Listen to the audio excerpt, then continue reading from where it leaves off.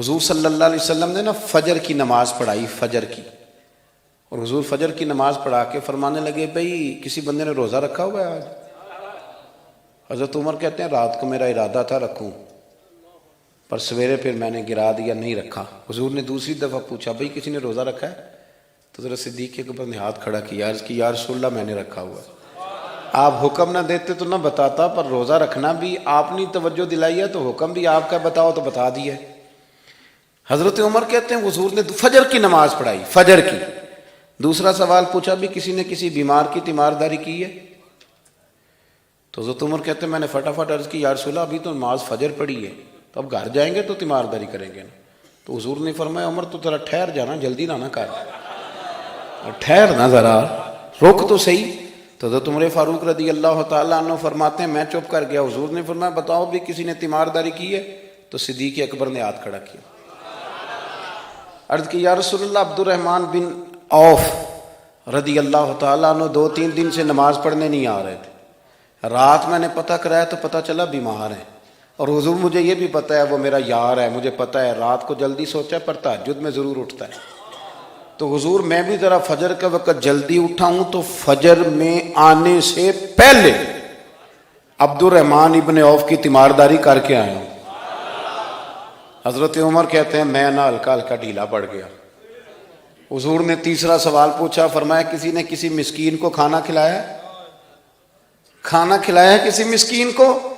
حضرت سیدنا عمر فاروق کہتے ہیں میں نے پھر عرض کی، میں نے کہا یا رسول اللہ ابھی تو فجر پڑی ہے، گھر جائیں گے کوئی چیز لیں گے تو کھانا کھلائیں گے۔ تو حضور پھر مسکرائے، فرمایا عمر تو ذرا ٹھہر نہیں جاتا، ذرا ٹھہرنا، ذرا نظارہ تو کرنا، گویا یہ شان صدیق اکبر کا جلسہ ہو رہا، ٹھہرنا۔ حضور نے پھر پوچھا بھی کسی نے کسی مسکین کو کھانا کھلایا ہے؟ تو حضرت عمر کہتے ہیں لوگ سارے دائیں بائیں دیکھ رہے تھے اور میں چپ کے ابو بکر کو دیکھ رہا تھا، کہ مجھے پتا تھا کہ بولنا اسی نہیں ہے، اور دل میرا کر رہا تھا کہ کہہ دوں دیو جناب جواب، دل میرا کر رہا تھا۔ وہ سمجھ گئے تھے کہ سونا راضی کن کاموں میں ہو، بس یہ نقطہ انہوں نے پا لیا تھا۔ حضور نے فرمایا بتاؤ کسی مسکین کو روٹی کھلائی ہے؟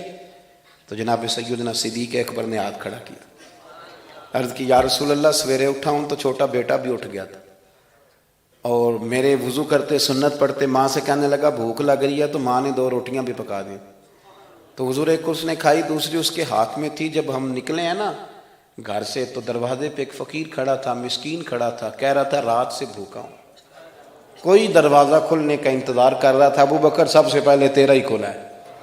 تو حضور میں نا اس مسکین کو ایک روٹی کھلا کے آیا ہوں۔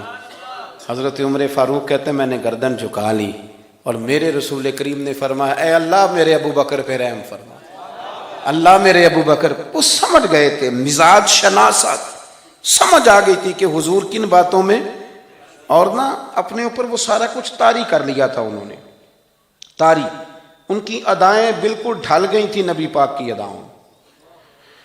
3 دن وہ غار ثور میں رہے تو ہمارے صوفیاء فرماتے ہیں کہ ان پر تجلیاں بھی پڑی محبوب کی معرفت کی۔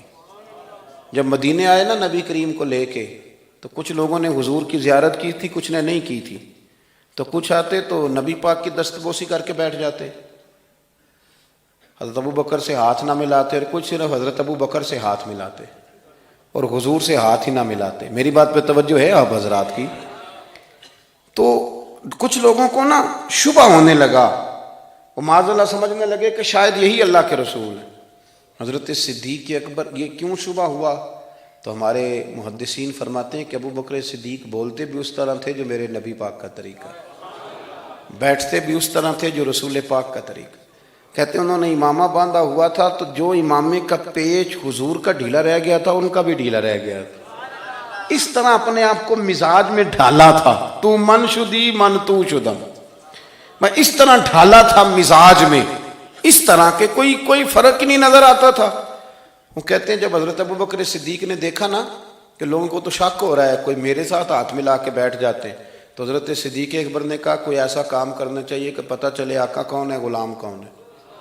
اٹھے، کندھوں پہ چادر تھی، وہ اتار کے نا تو حضور پہ سایہ کر دیا، لوگوں کو پتہ چل گیا کہ سایہ کرنے والا کوئی غلام ہے، اور جس پر سایہ کیا جا رہا ہے وہ آقا ہے۔ کیا خوبصورت نقطہ لکھا ہے مفسرین نے شارحین فرماتے ہیں تھوڑی دیر کے لیے، تھوڑی دیر کے لیے، تھوڑی دیر کے لیے حضرت ابوبکر صدیق نے حضور کے سر انور پر اپنی چادر کا سایہ کیا تھا۔